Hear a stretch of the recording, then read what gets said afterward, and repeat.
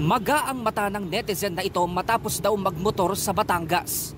Naikuskus niya raw kasi ang kamay niya sa mata habang nababalot ang lugar ng volcanic smog o VOG. Ayon sa FIVOLCS, masama ang VOG sa kalusugan. Maaari itong magdulot ng iritasyon sa mga mata, lalamunan at respiratory tract.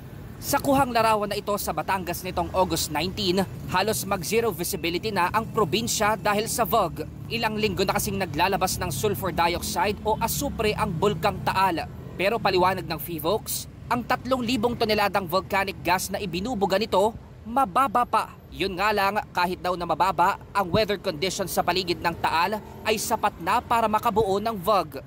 Kung napapansin po natin sa mga nakalipas na araw, halos wala pong hangin, napakainit.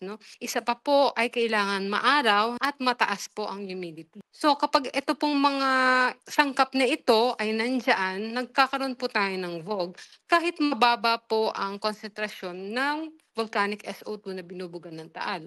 Kasabay ng VOG sa Batangas, tila nabalot din ng makapal na usok ang Metro Manila. Pero paglilinaw ng FIVOLCS, ang smog sa Metro Manila ay walang kinalaman sa VOG mula sa bulkang Taal. Sa monitoring stations nga ng Environmental Management Bureau ng Department of Environment and Natural Resources, ang smog sa Metro Manila ay dahil sa mababang kalidad ng hangin.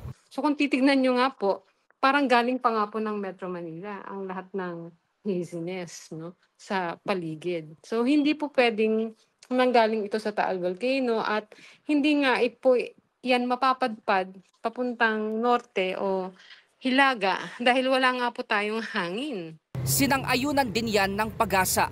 Ang hangin daw kasi sa paligid ng Taal ay kalmado kaya hindi makaalis doon ang volcanic smog.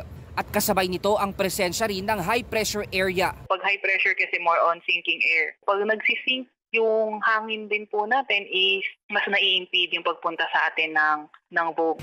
Dagdag pa ng Pag-asa, maaring dahil din sa thermal inversion kaya natrap ang polusyon sa kalupaan. Ang polusyon di raw nakakaangat dahil magkaiba ang surface temperature na mas malamig kumpara sa temperatura ng atmosphere na mas mainit. Nakatulong naman ang pag-ulang dulot ng localized thunderstorm sa paghupa ng smog sa Metro Manila. Nananatiling nasa alert level 1 ang Taal Volcano. Kaya paalala ng eksperto, kung hindi maganda ang kalidad ng hangin, VOG man yan o smog, mainam na magsuot ng mask. Mobile journalist Francis Orso po, hatid ang mukha ng balita.